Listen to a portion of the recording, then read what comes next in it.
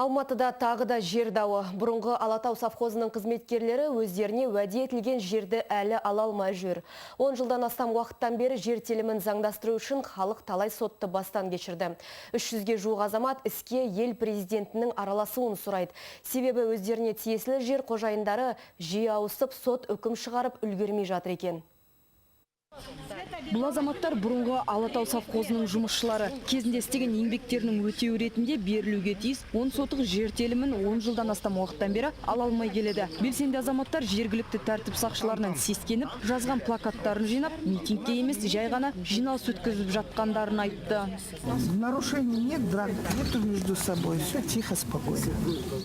Тарап кеткен Алатау совхозының 300-ге жуық қызметкері тиесілі жерді алу мақсатында 4 жыл бойы корпорация хазумен соттасыпты. Соңында халыққа тиесілі деп жүрген жер телімі үшінші бір азаматтың атында болып шыққан. Белсенділер өздеріне тиесілі жердің қазіргі қожайынымен жыл басынан бері соттаса бастапты.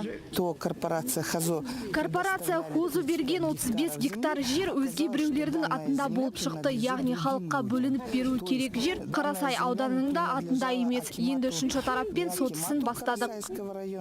Тарап кеткен Алатау совхозының жұмысшылары уәдетілген жерді алуды армандап, талай әріптесінің өмірден өтіп кеткенін де айтады.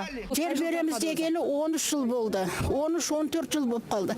Оны біресе ақ, біресе қара, қайсы дұрыс, қайсы бұрыс екен білмейміз. Әбден шаршадық. Жер аламыз деген талай үлкен ата-бабаларымыз, үлкен ардагерлеріміз, ақсақалдарымыз бәрі уайым қайғыда кетті. Бұрынғы әріптестер жер дауына байланысты екіге бөлініп кетіпті. Бірі өздері ортадан сайлаған заңгердің жұмысын құп көрсе, екіншісі ол халықты алдап ақша тауып жүр дейді.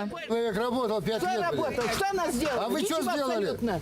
Лезете куда не надо, блядь. Деньги отдал, а теперь мучаешься. Правильно? Да. Жер телімін өз атына заңдастырғысы келген азаматтар бірнеше жылдан бері осы мәселе бойынша бармаған жеріміз қалмады деп отыр. Жыл басында басталған сот халықтың пайдасына шешілсе екен дейді. Тіпті іске ел президентінің араласуын сұрап отыр. Гүлжанат Пірімбет, Серік Қаржаубаев, Қазақ Ньюс, Алматыдан.